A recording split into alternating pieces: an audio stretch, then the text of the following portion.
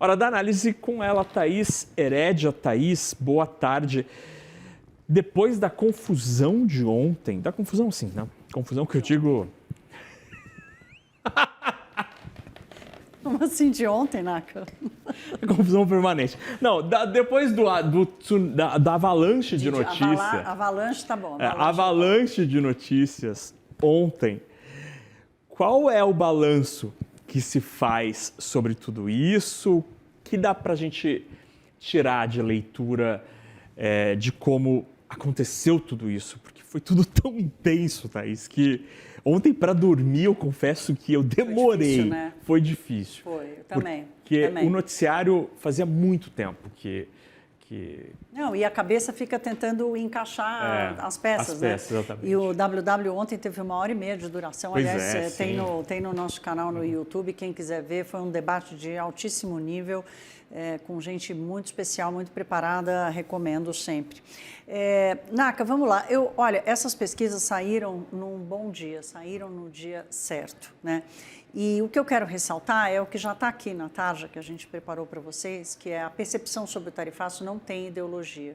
Quando 80%, mais de 80% das pessoas dizem vai me prejudicar, significa que é uma leitura mais do que correta, é uma leitura pragmática do que acontece na vida das pessoas quando um fenômeno, quando um choque econômico desses aparece. Outros dados da pesquisa também chamam a atenção, para o bem ou para o mal. 57% acham que Trump não tem que interferir no Brasil. É a maioria. Mas chama a atenção de 36% acharem que sim, que o Brasil deveria voltar atrás e atender e acatar o pedido. Então, assim, nós temos mais de um terço da população que, de duas uma, ou vê as instituições brasileiras sem poder, sem legitimidade, portanto, à mercê de um outro país, né, de uma outra nação, ou estão com dificuldade de entender os valores implicados nessa briga. Então, veja aqui, o valor político da crise divide mais as pessoas do que a percepção econômica, né? E a percepção econômica, para mim, no fim do dia, é a que vale.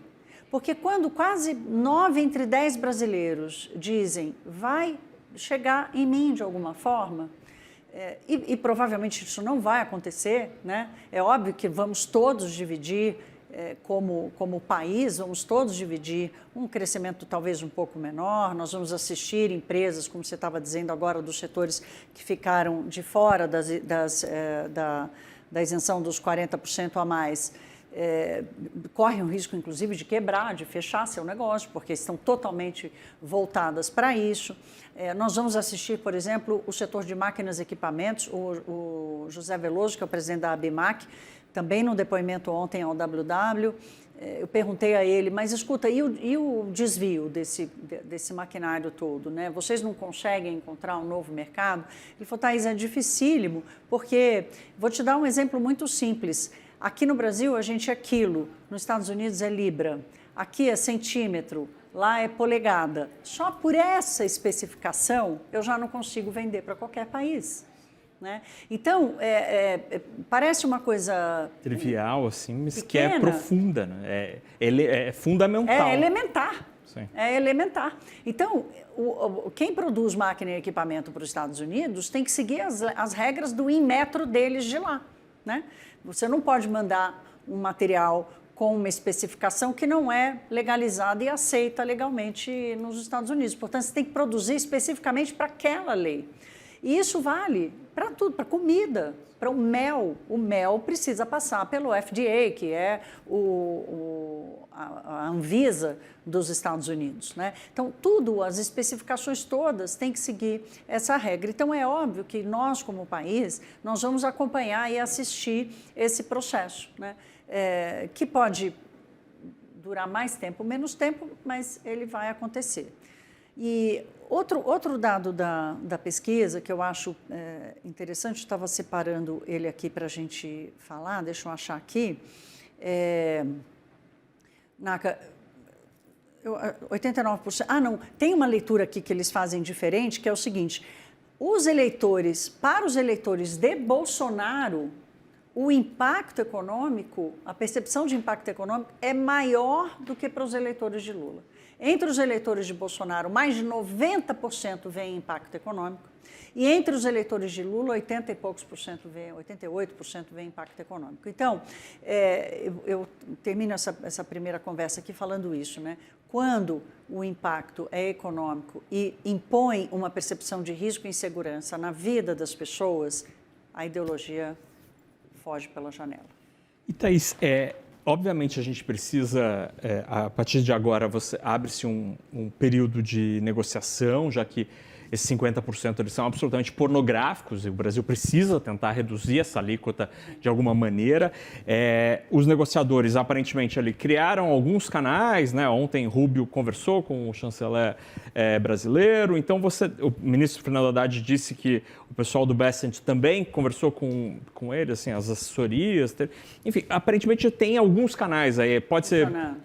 não é da melhor maneira, mas está rolando. Então, eu queria te ouvir sobre como o Brasil precisa estar preparado e precisa ter o que mostrar nessa negociação. Será que a gente tem o que oferecer nessa negociação?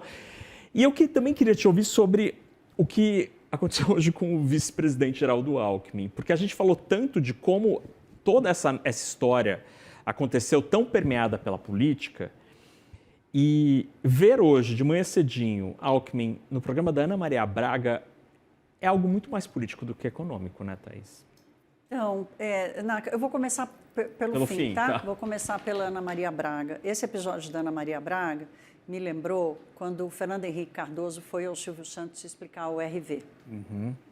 Então, que é um vídeo, assim, olha, desculpa te interromper, é um vídeo maravilhoso. Procure no YouTube, maravilhoso. Maravilhoso.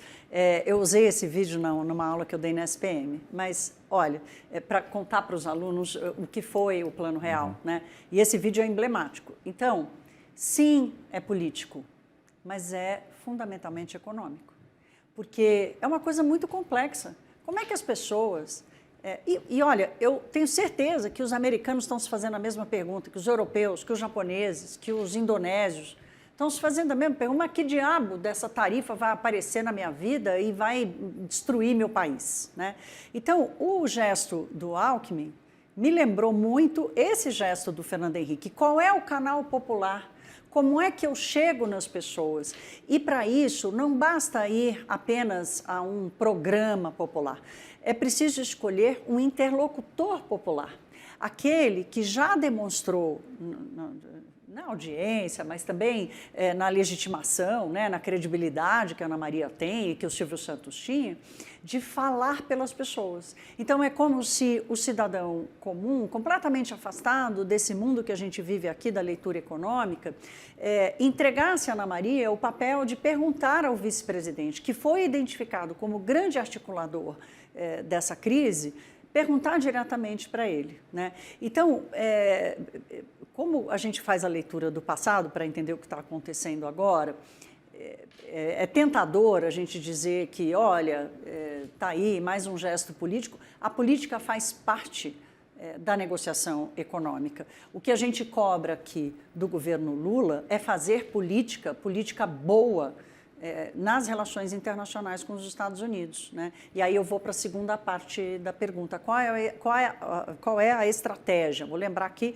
do que nos disse várias vezes e continua dizendo Roberto Azevedo, que foi presidente da Organização Mundial do Comércio, diplomata, experiente, está ajudando as delegações brasileiras e empresários lá a se movimentar junto ao governo americano. Ele diz o seguinte: a melhor mesa de negociação é aquela em que cada lado traz a sua lista. Você tem que chegar com uma lista. Não é uma lista só do que você quer. Você tem que chegar numa lista do que você acha que vai deixar o outro feliz. É estratégia pura.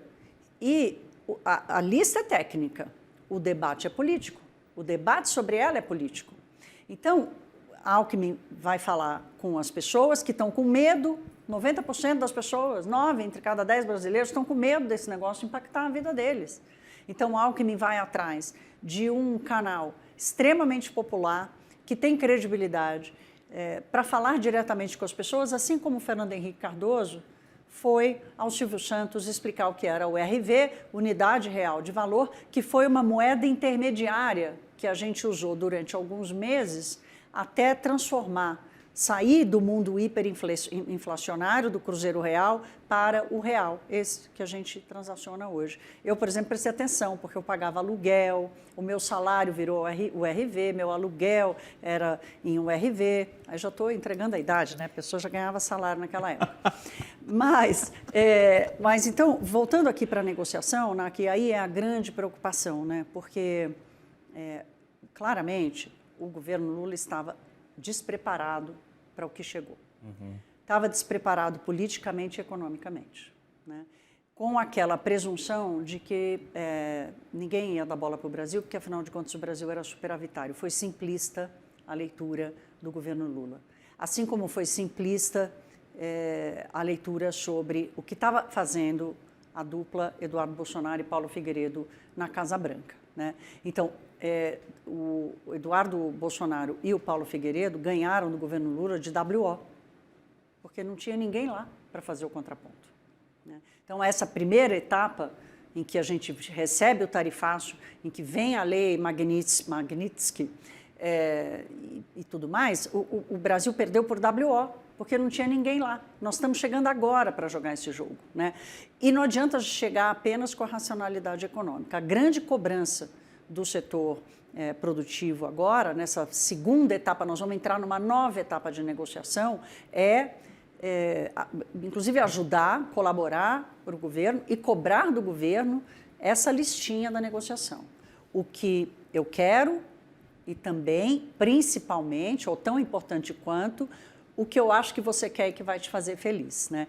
E como nós falamos ontem, Naka, esse ambiente de negociação ele vai passar a ser permanente. Não adianta achar que a gente vai superar essa crise e que agora tudo bem, podemos nos dar conta apenas dos nossos problemas aqui, política fiscal, déficit, dívida pública. Não.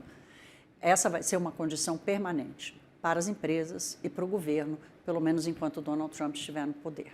A lista do que me faz feliz, Thaís Herédia está lá em cima. Olha, Thaís. eu trouxe aqui para você, para a gente ser feliz, porque diz que paçoca não está tarifada. Então, nós vamos comer e vamos fazer que nem a Ana Maria, ó. Vamos comer. Vai. Thaís Herédia, obrigado.